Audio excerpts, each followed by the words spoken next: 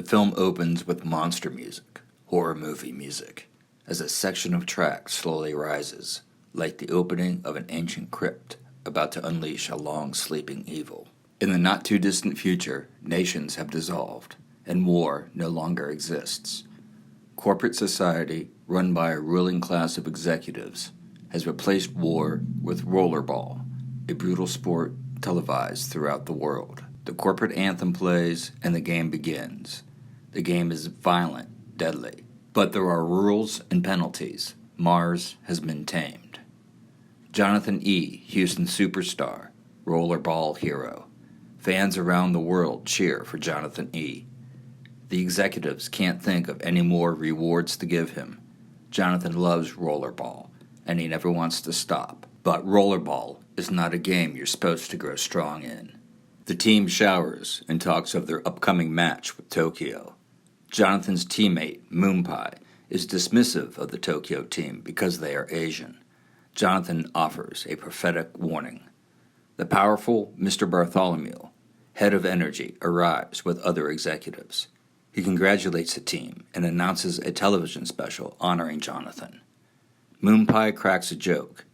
Bartholomew drugs him with a pill and tells him that it's foolish for a rollerballer to dream of executive power. Jonathan tosses his hat to the crowd. Jonathan meets with Mr. Bartholomew. He cuts his hand on glass. The executive world is dangerous for Jonathan. He is told to retire from the game. Jonathan resists. He blames the corporations for the fact that his wife, Ella, is with another man. Jonathan arrives home. His mistress, Mackie, is waiting for him. Jonathan has had her dismissed callously by corporate letter. Jonathan asks Cletus, his rollerball mentor, to find out why he's been told to quit. Cletus is nervous. He seems frightened of something. Jonathan trains new recruits. He often mutters and seems uncomfortable outside of rollerball. Here, in his element, he is relaxed and articulate. Jonathan goes to a library in a corporate luxury center. He wants to know how things work and how decisions are made, the mechanisms of corporate power. But the books of power are not there. They have been transcribed onto computers. Our hero Jonathan is after the source of corporate power, knowledge. With it, he can transform from hero to god. At his ranch, Jonathan watches home movies of Ella. He meets Daphne, executive spy, and his new corporate-assigned mistress. Rule changes for the upcoming match against Tokyo are announced. No penalties, limited substitutions, making the sport even deadlier. Mars is becoming less tame. Jonathan is pressured to record his retirement announcement. Jonathan refuses. Instead, he drugs Daphne with a pill and exposes her as a corporate spy, as Bartholomew looks on, helpless. The team gathers for a lesson in Tokyo's deadly techniques. Moonpie disrupts the lesson. Moonpie rejects the path of knowledge, insisting that brute strength is all they need for victory. He refuses to learn lessons from the past. Jonathan attends an elite corporate party for his television special. There is a weird, eerie atmosphere. The executives seem uncanny, like vampires, aroused by violence, drunk on blood. Mackie is now among them. Power is shifting mysteriously among the executives.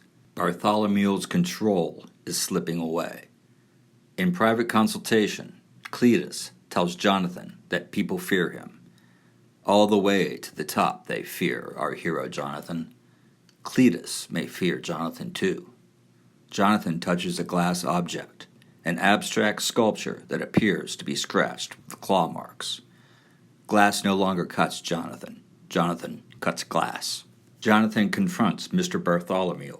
He demands to see his wife, Ella, and still refuses to quit the game.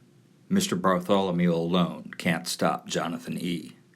Outside, Mackie practices deforestation with other partygoers, incinerating trees with a pistol, exhilarated to the point of madness by the destruction. Jonathan refuses to bring Daphne to Tokyo. She threatens him, saying he won't come back. He grabs her violently and cuts her face with his spiked glove. Her eyes flash white with terror. Fearing assassination, Jonathan refuses to fly in a corporate-supplied helicopter. The violence of Rollerball is spilling out from the track. Face off with the Tokyo team. Jonathan tells Moonpie that he wants to meet Ella again to see if he still feels anything anymore. Rollerball has changed Jonathan. His humanity is slipping away. With the rule changes, the game is more violent. Gung-ho Moonpie, overconfident, dismissive of his Asian opponents, and rejecting lessons from the past, is attacked by 3 Tokyo players, taking him out of the game and plunging him into a coma. Jonathan's prophecy is fulfilled. At the hospital, Jonathan refuses to sign paperwork to end Moonpie's life support. Instead, Jonathan drops his hat, a totem of his power, on the doctor's clipboard, and tells him there are no rules. What Jonathan wants matters. Moonpie is flown away to the heavens to become immortal. Mr. Bartholomew summons the Titans of the world, a United Nations-like committee of top executives. They vote electronically to eliminate Jonathan by changing the rules of the game once more. No player substitutions, no time limit. Pure blood sport. Jonathan visits Geneva, the center of corporate knowledge and executive power. He is there to see Zero, a liquid supercomputer contained in a glass cylinder.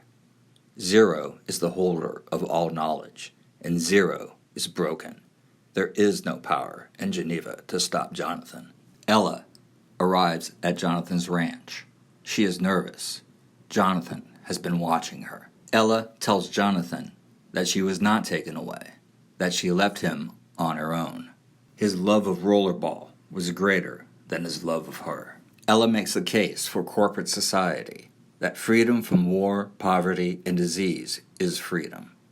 Jonathan argues that material comfort at the price of corporate control is no freedom at all. Ella begs Jonathan to quit, telling him that if he doesn't, he and everyone will die. Jonathan erases her in cold blood. Jonathan visits Moonpie, now encased in a glass cylinder, his electronic heart beating forever, immortal.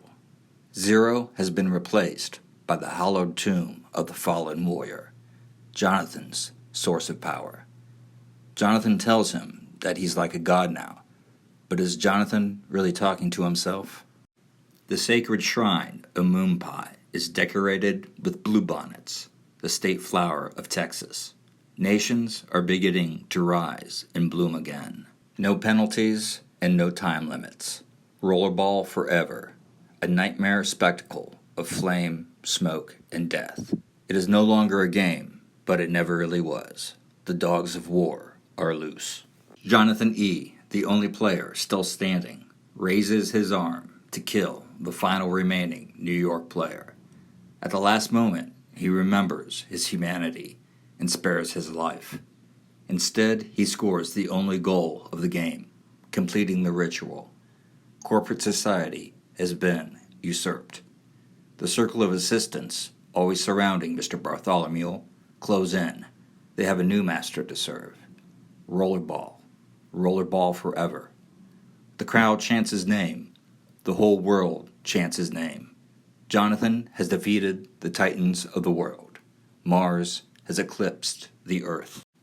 But when a hero sacrifices their humanity to become a god, their tale turns tragic, and they become monsters instead. As in Frankenstein, a dangerous creation has turned on its master. Jonathan, like Godzilla, another monster born from war, is a monster of his time, of television, Vietnam, Dow Chemical, and napalm. Our hero Jonathan is victorious, but what will his victory look like?